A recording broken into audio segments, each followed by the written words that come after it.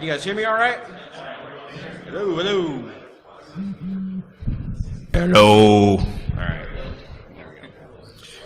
All right, guys, we're going to go ahead and dig in, so if you could quiet down, I'd appreciate it. While I'm talking, I'm going to have the 3DR Solo up here running, connected to the transmitter. So if you guys want to mess around with it, I'm not going to tell you specifically how, but you can poke around on my Twitter and other stuff like that and figure it out fairly trivially. I'd like to fly this weekend, so I'd prefer if you don't RM it or do anything too messed up. But again, feel free to de-auth it, try to crack the Wi-Fi password, SSH into it. But again, I'd like to fly it later, so let's try not to destroy my stuff, please. So this is shelling out on a Smart Drone. I'm Kevin Finisterre. I'm Mike Brancato. This talk is going to primarily be about the 3D Robotics Solo. There's plenty of other products out there. Generically, this will kind of cover the bulk of what should be applicable to all of them. Again, we've already introduced ourselves. I'm Kevin. This is Mike. There's kind of an elephant in the room with regards to my involvement in the drone community, and I'll address that here briefly. But in general, the consumer drone industry has become a billion-dollar industry, and there's lots of marketing dollars involved. The products are proliferating all over the place. Many of your friends have them. I'm sure you guys have them. You've seen them in Best Buy, everywhere else. There's really a number of emerging markets that are popping up as well. You've got farming and agricultural stuff, mapping, surveying, real estate. It's pretty clear that drones are here to stick around. So regarding the elephant, go ahead and talk about that a little bit now. I don't fall inside the typical marketing demographic. I usually speak up against inconsistencies, and I really don't settle for bad code. And as such, I've been banned from one of the main communities called DIY Drones. I've been banned multiple times, quite honestly. I've also had a couple of drone satire accounts that poke fun at the various vendors and push them to write better code, banned from Twitter recently.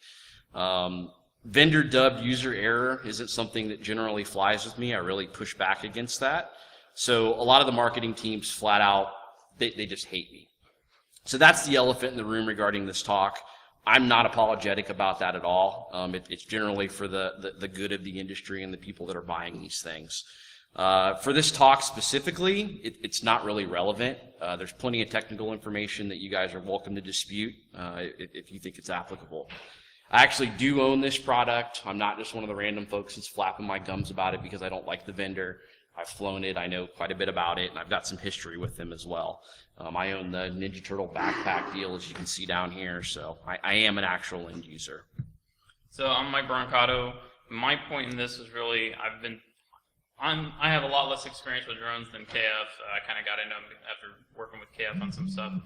But when I started looking at them, I started looking at some of the protocols and some of the telemetry and RC systems and thinking, there's just no security here.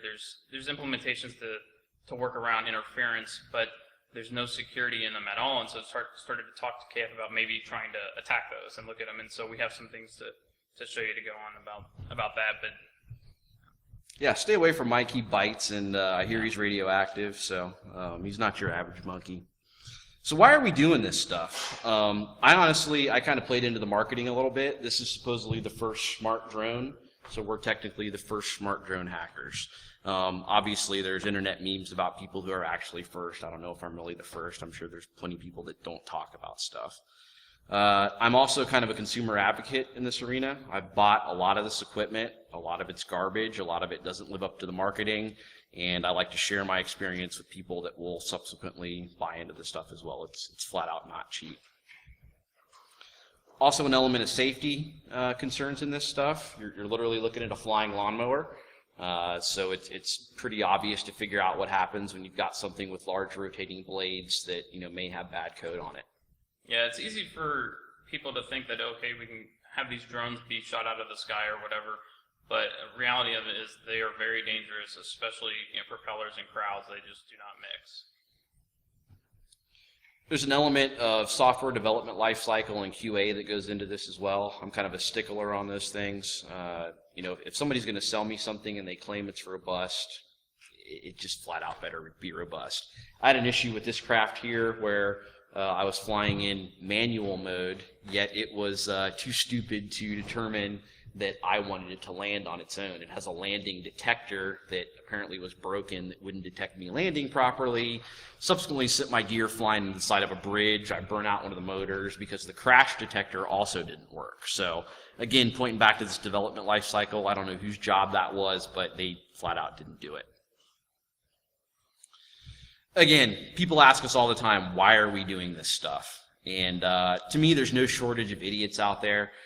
We've seen, this drunk agent crash his DJI Phantom into the White House. We've got folks tossing bricks of meth and coke over the border and into prisons and whatnot with this equipment. Apparently, when you buy a Phantom or write a passage just to go fly the thing in an airport, I don't know what that's all about, but please, when you guys buy these things, stop doing that. It's really giving the hobby a bad name. We've seen some protests in Japan. We had a gentleman that strapped a piece of radioactive material to a Phantom again and sent it over a government building, I think during some sort of nuclear negotiations on proliferation and whatnot. Obviously was kind of sending a message. We've also had some contrived threats from our own Department of Homeland Security. They've attached C4 and other explosives to the bottom of a Phantom and implied that somebody could do something terrorist with it.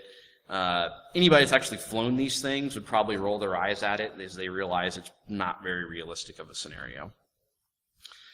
We've also got folks that are attaching guns to these things. A couple months back, we had a guy put a 9mm on a quadcopter, and it was all through the news as super scary. Again, we've seen 38 snub-nose pistols, all kinds of fun stuff attached to this gear. As early as 2008, we even had a guy that took a Bergen helicopter, it's a small gas chopper, and put a 9mm on the front of it with a servo actuator, and he's out in the backwoods somewhere popping off shots with the thing. So, in my opinion, seeing guns attached to copters really isn't anything new. It's been done before. But again, as far as the media and, coming up with scary new things to talk about and start banning things, this is the sort of stuff those folks love to see. And again, recently, we've seen at the US Open, somebody ditched this actual craft here, the 3DR Solo, crash into the stands at the US Open. I don't know what that guy was thinking. But again, these things are becoming a problem from the standpoint of, you've got idiots flying them everywhere. Because of that, we're winding up with a legitimate market for drone forensics and litigation as well. So, if you're interested in, a new emerging market around drones, this is something really interesting to look into. As such, drone detection and denial is popping up quite frequently now. There's also some controlled interdiction that's coming up as an option. If you Google around, you'll find several companies that are doing this stuff. Drone Detector is one that I think is doing it better than some of the others. But again, there's a number of folks that are looking into this stuff. Yeah, and I think if you look out there, you'll see that there's some sort of empirical evidence that the government is interested in using this as well for both a denial and an interdiction for use for both of those. And again, I go back to the safety aspect. I know I've talked to KF about the orientation of the pilot who takes over, or what you do with the drone when you do force it out of the sky. What are you forcing it into? And that's part of what we're talking about here. Yeah, there's a lot of logic involved in understanding how to take control of something successfully and not doing it where you're going to harm somebody else. So when I wrote my initial paper on the 3DR Solo, one of the first groups to download it was AMR DEC, and that's the U.S. Army's Aviation and Missile Research Development Engineering Center. And if you Google AMR DEC and drones, you'll find they have a platform that they're trying to create to serve military bases and stuff like that for interdiction and denial, basically. Boeing also has a laser that they can shoot stuff out of the air. And to Mike's point here multiple times, one of my friends said, the only thing better than a falling drone is a falling burning drone. So again, I don't know what the use case for that is, but if you think back to the US Open where that 3DR Solo was there, a solo landing in the stands, not as big of a deal, but a fireball landing in the stands is kind of a bigger deal. A little lipo on it. Yeah, right. So, and if you guys aren't familiar with lipos, they are highly flammable and oftentimes explosive, and most drones have them on them.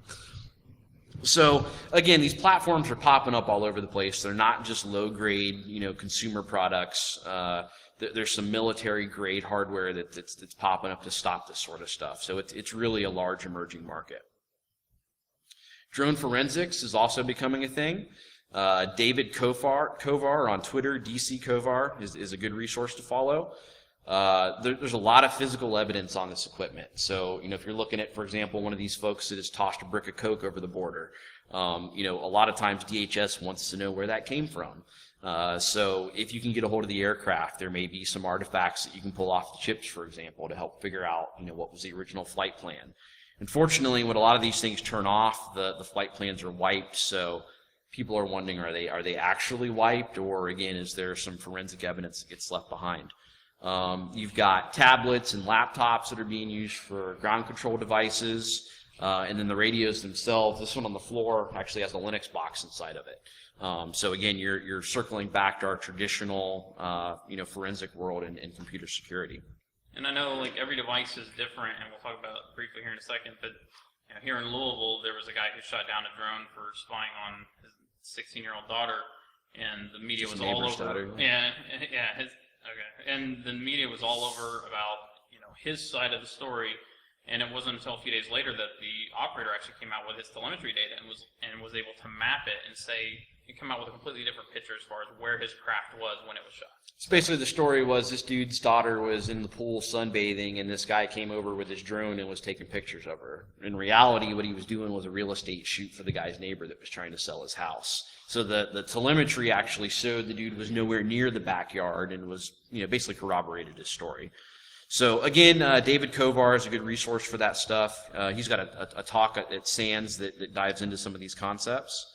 One of the targeted concepts is the real-time analysis. So if you actually do crack into a drone, you might be able to take over the telemetry stream. And from there, you can extract things like the GPS location of the craft itself, in some cases the operator, and some other things that might help you locate who's there. That's out of a DJI Phantom. So that's the SIR-to-net protocol. They basically take serial and write it out over UDP packets. It's real trivial to decode.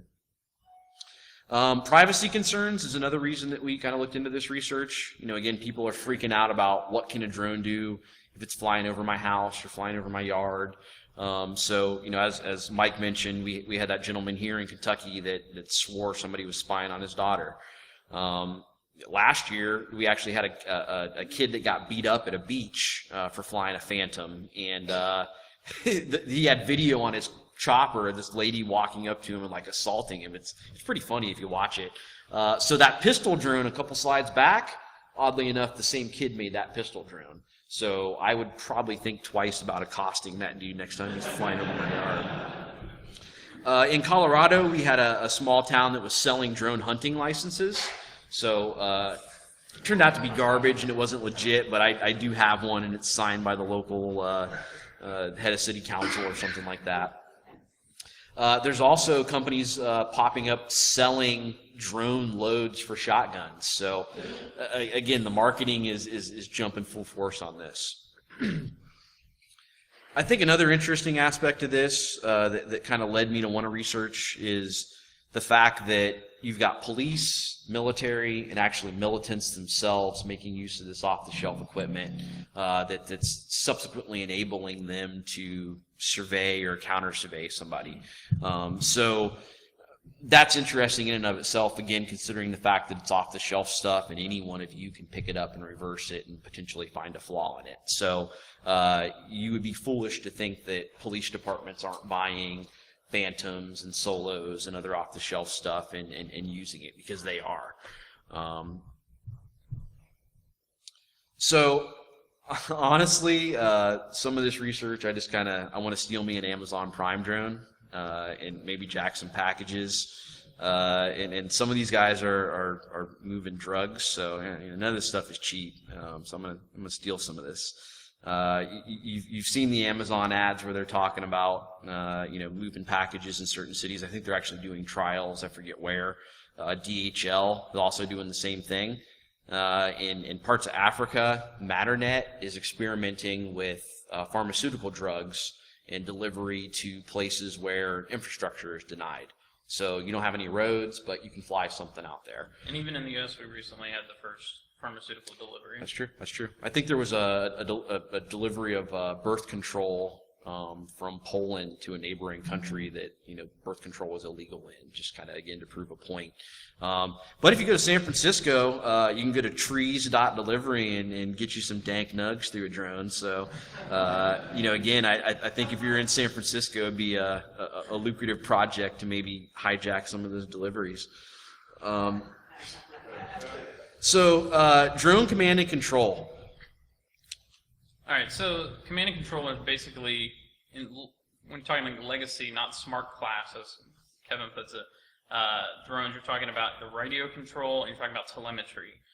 Old school drones, they have these AM and FM.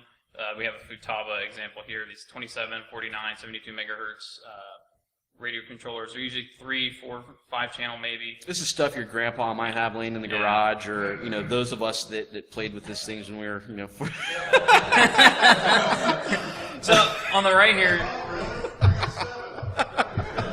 on the right, you've got a spectrum. Now this is kind of what I would say is kind of the best in class today as far as what most people are trying to run. It's 2.4 gigahertz. It's basically a frequency hopping spread spectrum. It's using a Cypress chip, which a lot of the different transmitters are using today.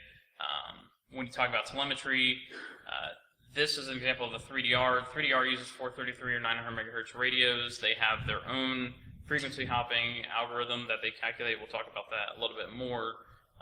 But additionally, from RC standpoint, you have long-range systems. Those are usually operating in UHF as well. And usually those are coupled with FPVs, and these can operate in a number of different frequencies. You have to kind of figure out which is best based on your operating environment. But this allows you to maintain a visual from the craft while you're operating it, well over maybe a half mile or mile away. So the main point here is across the spectrum, there's a number of different options as far as frequencies go that may enable you to do certain things, and various pilots are picking various frequencies to enable their piloting experience. And every craft is different. It could be set up differently from the channels, etc., to what type of frequencies or protocols you can use. So some of the newer stuff, again, like this 3D Robotics Smart Drone, they're making use of common Android tablets and iPhone, iOS devices. And they're in essence using the standard Wi-Fi connectivity to provide that pilot experience for you. And some of them are also enabling the cellular connection to be enabled while you're flying. So think of malware on your phone or your tablet. That's generally a problem as it is. But when you think of the fact that you might be using that tablet or phone to fly your drone, I think that's a more significant problem from the fact that somebody might knock your stuff out of the air or steal it or whatever. So at this point, you're probably game for messing around with some of this stuff, and it's really trivial to do so.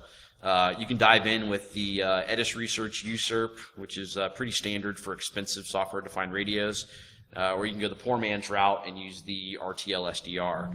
Either way, either one of these products will allow you to cover a good chunk of the spectrum of frequency and begin working with these radios and telemetry devices. The Hack RF1 is another in the same line of products. It's a little bit more affordable, kind of in between those two on the last slide.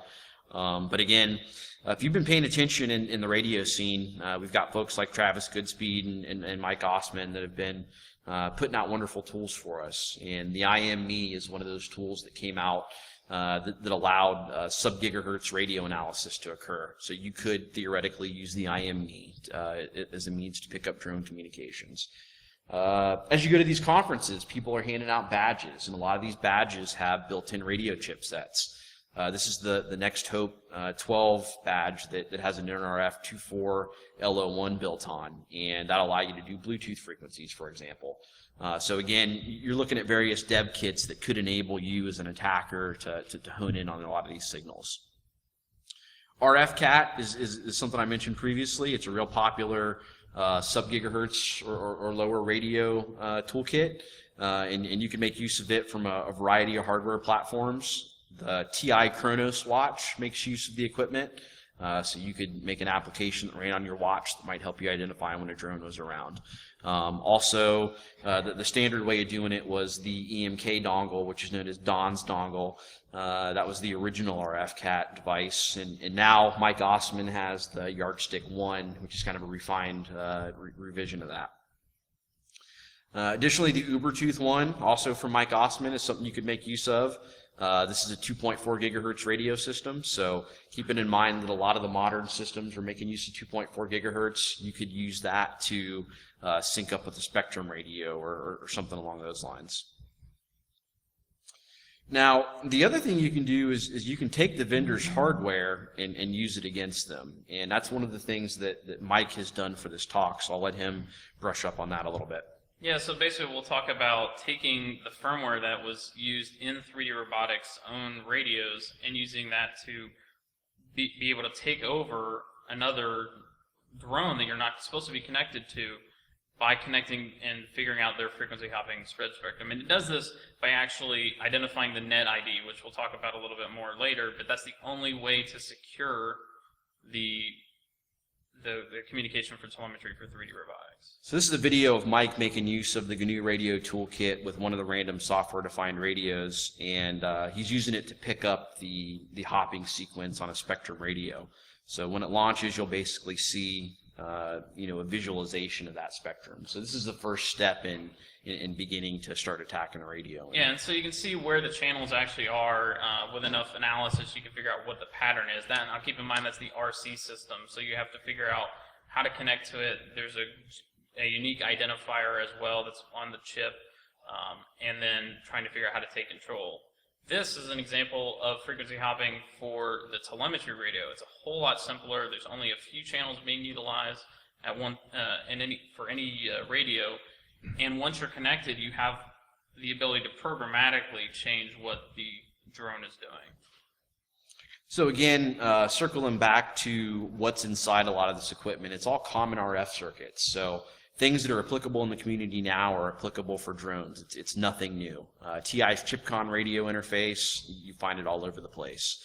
Somebody mentioned smaller toy drones in the audience, and this AMI-COM is the chip that you'll find in a lot of those toys. If you take apart the Radio Shack stuff or the things that a lot of people give out for Christmas toys, the sub-$100 range drones and whatnot, this is the vendor that you find inside of there.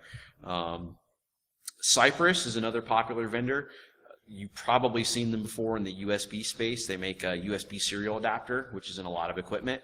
So Spectrum as a vendor has basically used this wireless USB chipset to transmit data to the drones. Nordic Semi, again, we've seen this stuff before in the community. It's the same stuff that was in the New Hope badge. So again, obviously, if the vendors are using it for their communication and you have one in a New Hope badge, it's probably pretty trivial to figure out how to make your own firmware. Deviation is an open source radio firmware for a Devo 7E and a couple other radios that are out there. And essentially what you can do is take a lot of these chips that I showed you in the previous slides and embed them into this deviation transmitter. And the open source gives you the ability to drive the radio and subsequently talk to things legitimately. So in my opinion, this is almost the perfect attack platform if you want to get into developing your own attack radio system. Yeah, and so for RC attacks, it really is, because we already know from the open source deviation software how to legitimately use it to control a drone. What you can do from that is to actually go back into the source code, look at how the protocol is protected, and try to figure out ways to attack it. So it provides both a platform to do it and also a lot of the information we need to figure it out, because it's been a lot of random people that just contribute to deviation to allow it to do DMS or DSM and DSMX and all the different protocols. There's another platform out from 1Bit Squared, which is a member of the Paparazzi project, which is a popular autopilot project, and they create a Cypress CYRF radio set dev kit, which will allow you to do man-in-the-middle attacks. So you could in essence pick this up and utilize it as your platform for attacking one very specific type of radio. So we're going to dig in to some 3DR specific stuff now, and we're going to start with the legacy 3DR products, which are their 433 radios. they utilize something called Mavlink. Yeah, so Mavlink is a generic overlying serial protocol that allows commands that are defined within the Mavlink protocol to be sent back and forth between a ground station, which is usually a computer, and the drone itself. And you can issue commands set like waypoints, throttle, all kinds of stuff. And it's used by a number of different vendors, and Parrot's using them, as well as almost everything that came out of the 3DR line and all of Lawrence Meyer's stuff. This is basically what a generic serial packet looks like. On the wire, there's a 1-byte header that just defines the protocol version. There's a length byte, there's a sequence byte, which that just increments so that it knows when it loses a packet. System and component IDs are usually just one. They're and you don't have to authenticate to them. And then the payload itself is really just the command that's the Mavlink command that's been encoded and has a CRC at the end as well. So the whole protocol has been a problem for the project for quite a while, and I think this developer, John Arne Birkeland, really framed it quite well in calling it a cat and mouse game for the project. And the thing is genuinely that it's not something that they really care about. They look at their project as a hobby grade project. The interesting thing about that for me is the fact that they're now pushing industrial products and consumer products that are supposed to be available to the masses. So you kind of step out of that, hey, we're just a hobby project, in my opinion. So this has really been a hot topic across a variety of the RF links that the project has used. Originally, they used to make use of Zigbee connectivity, and they would recommend that you set the encryption bit to 0, or EE equals 0, and that was because there were bandwidth concerns. In my opinion, the bandwidth concerns are probably a little less than the security concerns, but what do I know? So this, in essence, there's a large swath, not a swatch, since I can't spell on this slide, large swath of impact in the legacy product line for 3DR. The current product line, before the smart stuff with the Solo, has made use of this Hope RF line. Yeah, and even the Solo came out, late last year, early this year? Yeah, and before that they had the Iris, and even the Iris uses these same radios and their Pixel flight controller for 3D robotics. But I can tell you right now that there's very little room to grow with these products. The firmware is basically using all the memory space available on the embedded RF module, and all they do is they just take this module from Hope RF and they put it onto a board that has serial and an antenna. So it's literally they're just clear text passing their protocol through the air, and if you're smart enough to sync up with it, you're good to go. There's zero support for encryption at the hardware level. Additionally, the Mavlink protocol itself was never designed with security in mind. So a number of people have started noticing that there are vulnerabilities and they might be attractive. Yeah, and if you look at this research paper, which is really good, by the way, it'll talk about the ability to take over both listening and also actively attacking the telemetry link for a Mavlink radio. And he's got in here some analysis about packet loss, et cetera, to help you figure that out. And we've actually experienced that in our testing. But this is a really good overview of an analysis of the Mavlink protocol and how it's being used today. But again, the main point here is that this is a military group that's looking at this stuff. So, if the military is interested in your toys, they're probably being used for more than just toys. A lot of this stuff just really hasn't been discussed publicly. I don't know if it's because there's people that aren't doing it or if they're just keeping it to themselves. But one of those few people is Hugo Seo. And at DerbyCon in 2012, he discussed some of the nuances that he found in the Mavlink protocol. And one of those nuances was in the serialization and how they handled the links. Basically, he found a standard buffer overflow that he was able to exploit.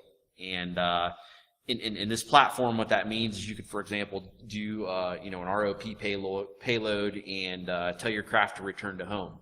But instead of return to home for the pilot, you set it to your address or your car. So you exploit the link and tell somebody's drone to fly to your car so you can make off with it.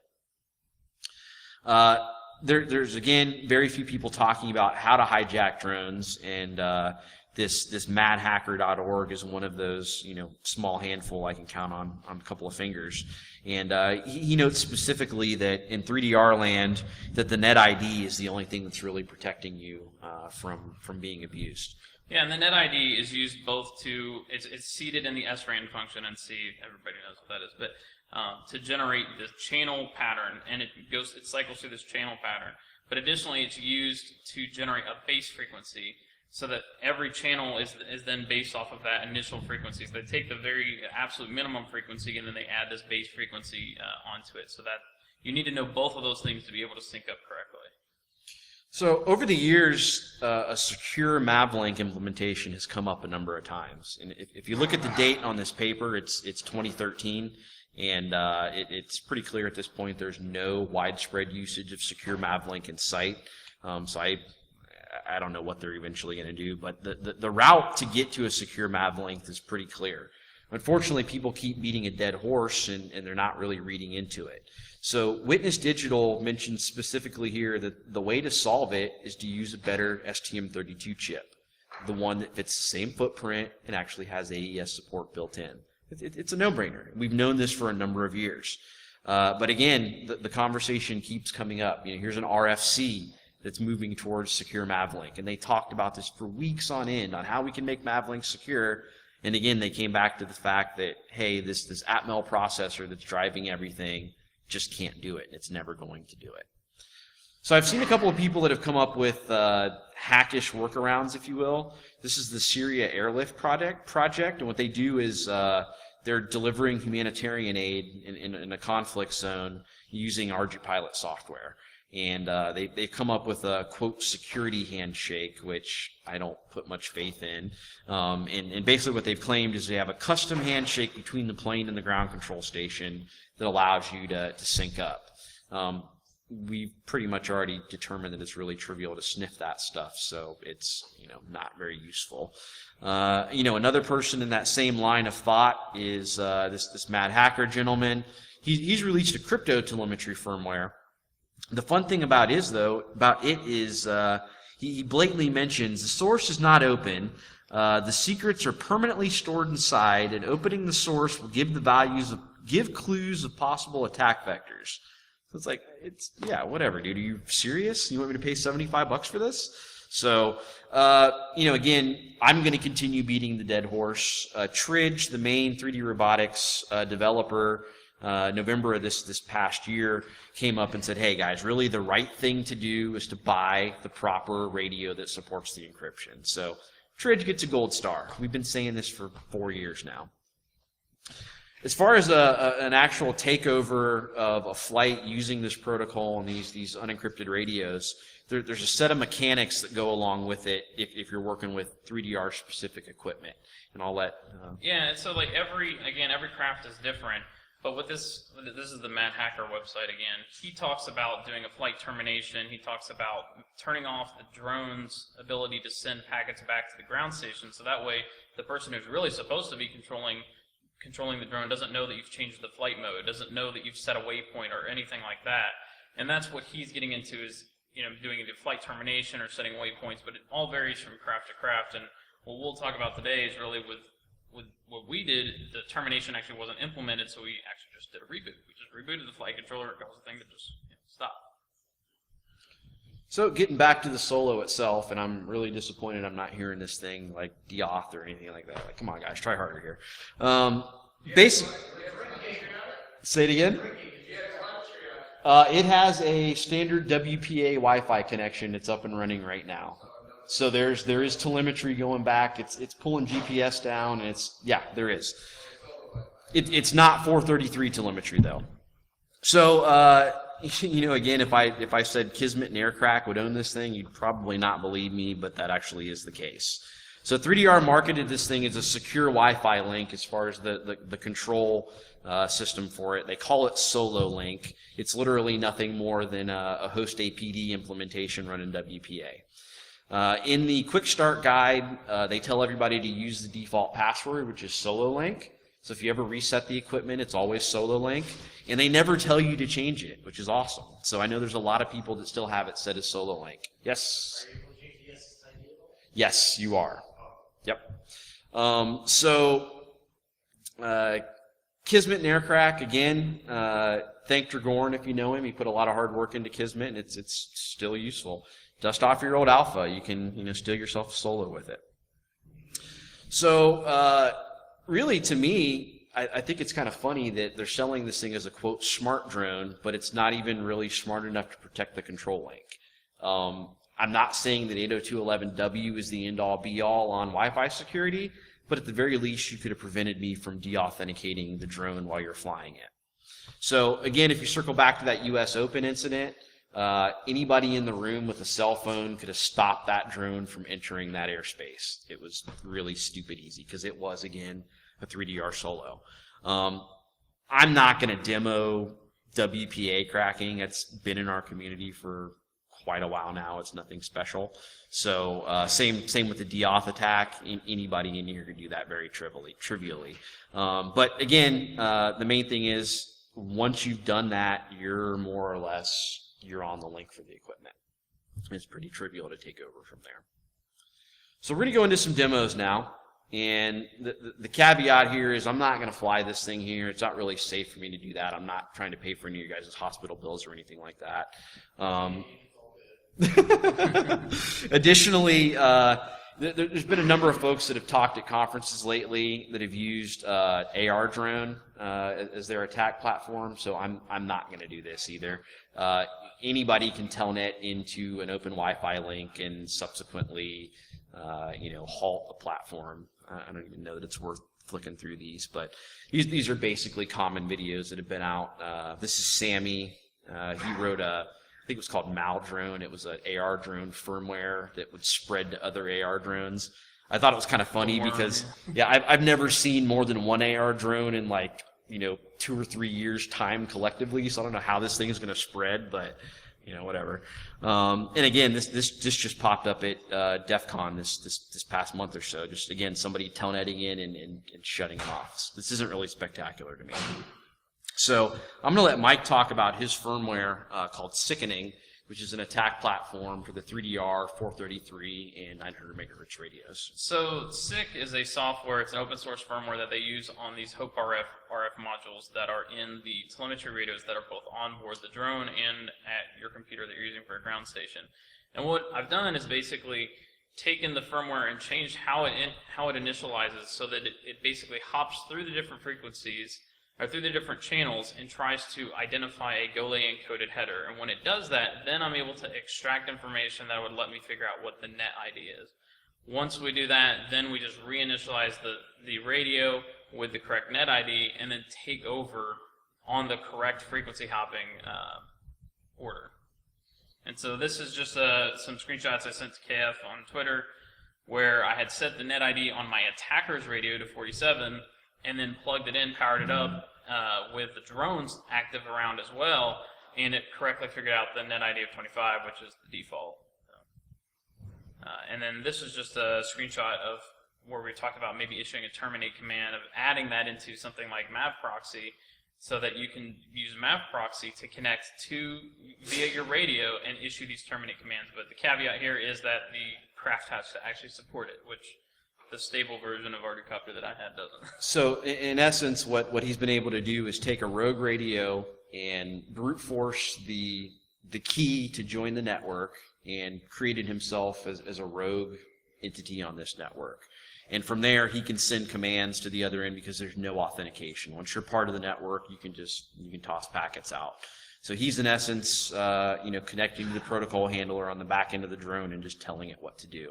The only caveat that we've run into is there's some collisions in the original ground control station in your rogue station, which is why the other gentleman, the Mad Hacker, was discussing how to prevent the ground control station from replying back to you and kind of making the environment a little bit more conducive to the attack itself. And in that research paper that we showed a little while back, he actually talks about that interference and a lot of packet loss, and that's one thing we experienced. The other issue is the radios were all within 3 feet of each other.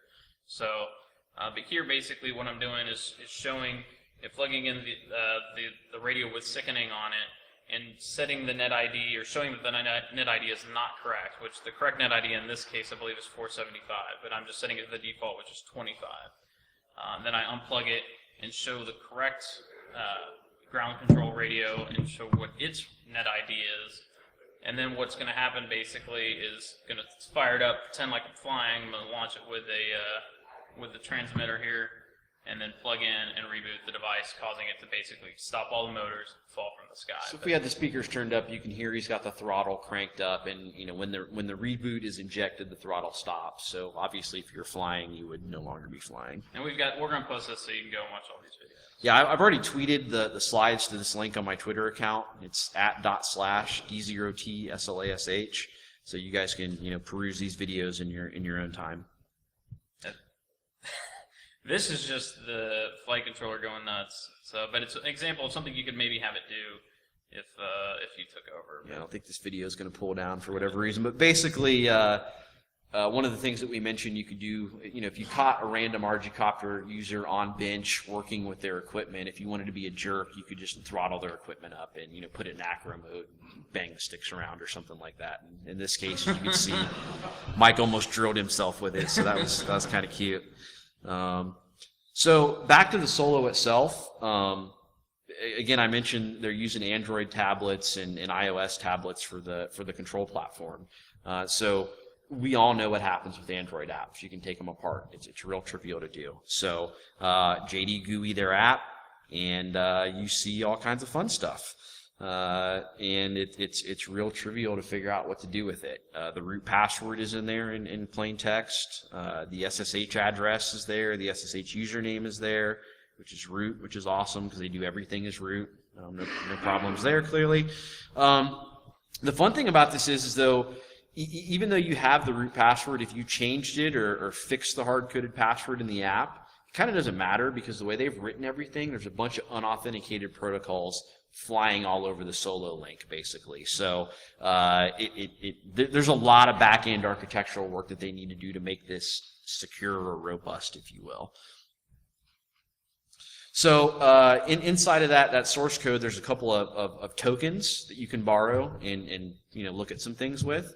One of those tokens is for their flight training school, which tells you how to unbox it and how to do some advanced shots and whatnot. Nothing really spectacular. Both of their firmware download channels are there. So the Android app makes a request, a JSON response comes back, pulls down a tar.gz file, which then gets written to the drone and onto the craft. The only thing verifying is an MD5 that's in the JSON that comes down. So if you wanted to spoof that, for example, it's pretty trivial to tell it, hey, download this file and flash it onto the equipment. They also had a Weather Underground API key in there, which if you're familiar with Weather Underground, all you need to do is use that API key in the URL when you're making your query. So thanks for that. I appreciate that. This is the weather for whatever day I wrote the presentation for Louisville using their API key. They also have a Solo beta program, which I'm an unofficial member of. You're supposed to sign up, and then you get access to their APK and whatnot. But again, if you use those API keys that I had mentioned that I found in the source code, you can just make the queries on your own and pull that stuff down. So there's all kinds of fun release notes in there that are more developer-centric that I don't think they particularly care for everybody to know. There's one in here mentioning specifically some poor Wi-Fi performance that was causing short-range return to launches. So, you get 100 feet out and your craft just shoots up in the air and then comes back to you, which is very annoying. Works great when you're under a tree. Right? They did not mention that publicly, of course. But again, if you're looking in the beta notes, it's pretty clear that they were well aware of it. Inside that JSON file, you'll find the firmware, which is basically a tar.gz with a squash.fs file in it. And they didn't even modify the squash.fs. A lot of the routers flip a bit somewhere or mess up the gzip routine and makes it really annoying to uncompress. This is just straight up regular squash.fs. So mount it up and you got access to the file system. And on the file system, you get all of their logic for making this thing smart, as it were. So the fun thing about that is in a lot of their scripts, which are all just Python, they made the mistake of embedding the Google document links for their internal developers.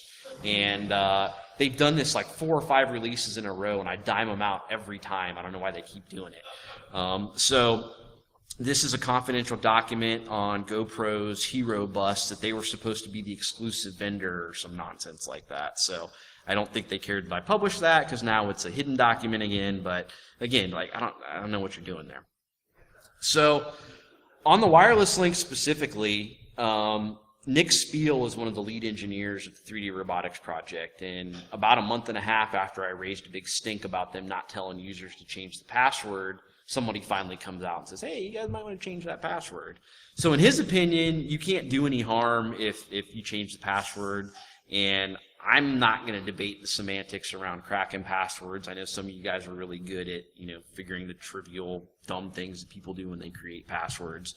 Additionally, I know a number of you guys are particularly good at, cracking passwords and whatnot. So I'd be flat out lying if I told you I didn't download the Church of Wi-Fi stuff and, create an Amazon EC2 instance. And I think I asked you at least one dumb question here and there. So basically, I bought the the G2X Large, which has 4 GPUs in it, and there's 1,536 cores inside each GPU, which calculates out to a metric fuck ton of cores. I apologize.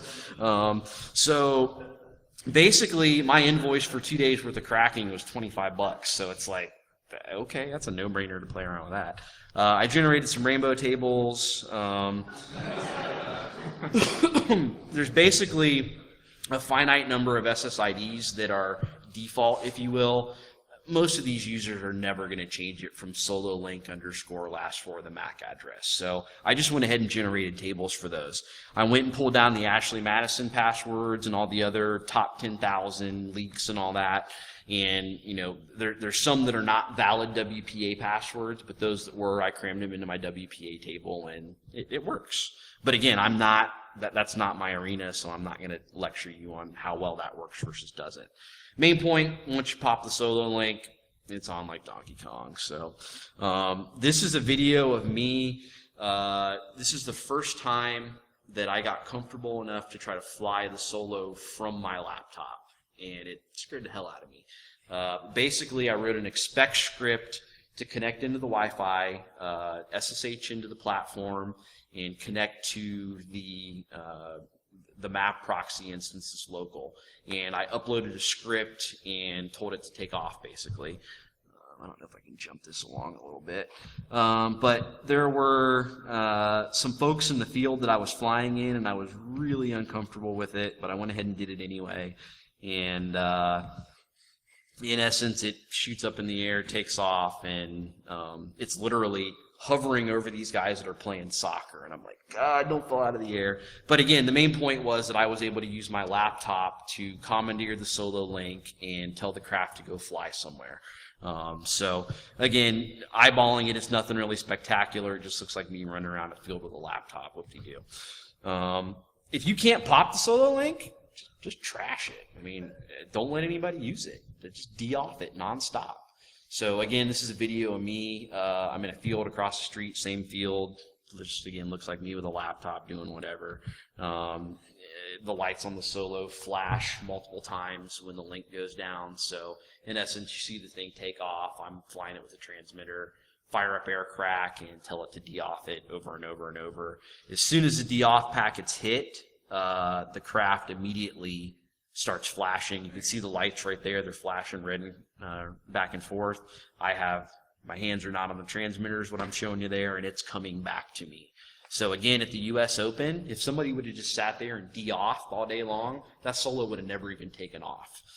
So it's extremely trivial to impact the quality of the solo link and prevent somebody from flying. So main point, Nick Spiel's argument, change your password and nobody can do anything.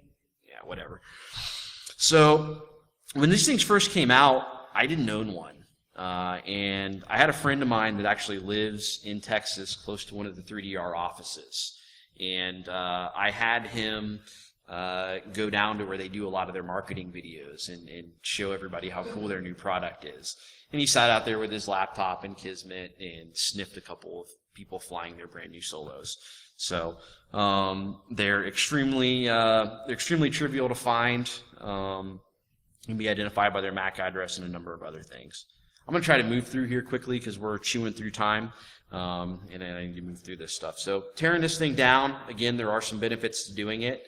I tapped on to all of the pins that I saw internally, and I found a UART, which I found it very useful to move that UART external. Now I can just shell out on the controller anytime I want to. It's kind of like the equivalent of jailbreaking your phone, I guess, if you want to come up with an analogy. This thing is basically a Freescale IMX6. I now know everything about it. I bought my own IMX6 development platform, pretty much cloned it. I can additionally modify the closed bits that they've not shared. This is a firmware that actually gets pushed down to the screen, so when it boots, instead of saying waiting for solo, I change it to hamster wake up. Real trivial. You can also see I've moved my SD card external because I got sick of taking the thing apart and I wanted to be able to hot swap firmware whenever I wanted to. So what can we do with access to the transmitter? A lot of people were asking, is it possible to use this transmitter with other drones? And the developers and the vendor came back and said no. That's nonsense. It's completely legit. You can do that. So what I did was I started sniffing the stream. It's basically a UDP protocol. In essence, what I found was that if I use SCAPI, it's real trivial to duplicate the protocol. I, in essence, also found some code on the file system that allowed me to, kind of shortcut my development work by utilizing their code to take the packet structure apart. So it's literally timestamp, sequence ID, and then PWM of all the channels. So you can inject anything that you want into the telemetry stream. You can connect into somebody's transmitter, turn it off, prevent them from accessing it. So again, this is just a Linux box, so I can cut you out of it anytime I want. There's really nothing you can do about it. Likewise, I can take control of it. You're flying it, you don't have any control of it, it's cool, I got you. I got it back in my house now. So for me, the holy grail in this is, again, rooting the Linux instance and running scripts locally, or just generically abusing the fact that the MAV proxy instance is not authenticated through the 3DR radios, sickening in this case. So the screenshot here is actually Mike taking advantage of the sickening issue. Yeah, there's just basically here I've got two different instances, one in a VM that's running Mission Planner, one on my Mac. They're connected with two different radios. One is the sickening radio, it's connected to Mission Planner, but they're both connected to the drone, so they both can issue commands and they're both getting telemetry back. So again, I suggest you abuse 3D robotics users with your newfound knowledge. The best way I can think of doing that is drawing some airpins, and you can figure out what that is. If you saw the NASA rover, there's been many greats before me in the airpin arena, and they accidentally drew that, like whatever, dude. So again, this was in Gizmodo a couple years back. The dude that drew this with his airplane was apparently the hero that we needed. So I want to be a hero too. This is a subpar, drawing from 2013. Chris Anderson, the CEO of 3D Robotics, to kind of beat this dead horse, went out and went to a local high school and invited a bunch of 14-year-olds to fly his equipment. And this was apparently the first thing they thought to do with it. So again, my rendition of this, I basically took I took a SAR pattern, we'll call it a search and rescue pattern, and I transposed it on my local location, and then wrote a piece of code that I could go anywhere else in the world and draw the exact same polygon wherever I was. So as you can see here, I've taken my airpin and moved it, a couple hundred feet up by the track in this particular field. So the way I did that was with some code by a gentleman called Thaddeus Vincenti, and he wrote a paper called Direct and Inverse Solutions of Geodesics on the Ellipsoid with Application of Nested Equations. And I basically took his code and found an old MATLAB script and converted it to proper Python, which then works with DroneKit. So basically all of that together, the algorithm allows me to, create portable penises in the sky.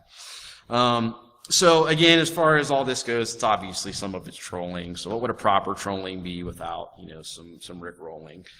So as I mentioned before, there's a flight school application that the users can load up to learn how to fly, and I replaced all of the videos with whatever I want. And in this case, rickroll the end user that's flying on the tablet instead of showing their instructional video. All of the flight side video is all GStreamer, so this stuff is pretty trivial to interface with. 3DR has come out and given you a proper GStreamer pipeline to do this, but a couple months back they were hiding it all and they weren't telling you, so my techniques were more back alley kind of street. Same with the password. They weren't giving it to you before, but now they're sharing and being more open. I've heard partially because of me trolling on it. So again, the main point with the video stream is it's trivial to sniff, redirect, inject, replay. This is me redirecting the packets off the radio to my computer and then displaying them with GStreamer. There's a lot of tools that can enable that. Video jack is one. UDP reflector is a specific way I did it by redirecting the UDP port to my IP when I was joined to the SoloLink network. You can additionally use RTP break, which if you've just sniffed the traffic, you can then run RTP break against it, and it'll spit out movie files of the video session. That comes on Kali Linux and any number of stuff. The last bit of that is, again, on the end user's tablet, you can inject that same GStreamer imagery back onto their tablet where they're using for FPV. So I don't actually have the stream up and running, but you can see the GStreamer test video flash really quickly. That's that multicolored, that right there. So that's me injecting that on the Wi-Fi link. So if you were flying, you should be seeing the video feed out of the drone, but I can actually push over top of it. Again, I can push that Rick Ashley video if I really wanted to. So one of the last things to discuss is compiling, and 3DR really doesn't want you to do that. They mentioned specifically it's not supported in their new development guide. I found some ways around that. You can just take the SquashFS image to root into it and then use it as your development platform. Whole thing is based off of Yocto Linux, so you can just go to Yocto Linux, pull down the 1.51 RPMs, and basically create your own development environment. I created a deb.sh script which takes all the necessary RPMs and creates that environment for you. I also compiled a number of binaries which are kind of useful for people that are hacking on this platform. They're all available on my GitHub, which is currently private. I'll flip it to open after the talk is over. Again, you can get things like strace, GDB, all the stuff you need to find traditional vulnerabilities. One of the first things I compiled was PAX test, which would help me determine what they did with regards to randomization of the kernel memory addresses and whatnot. As you can see from the output, 3DR did nothing as far as protecting the kernel. So, when you do find an exploitation point, it's pretty trivial to go through it and have a lot of fun.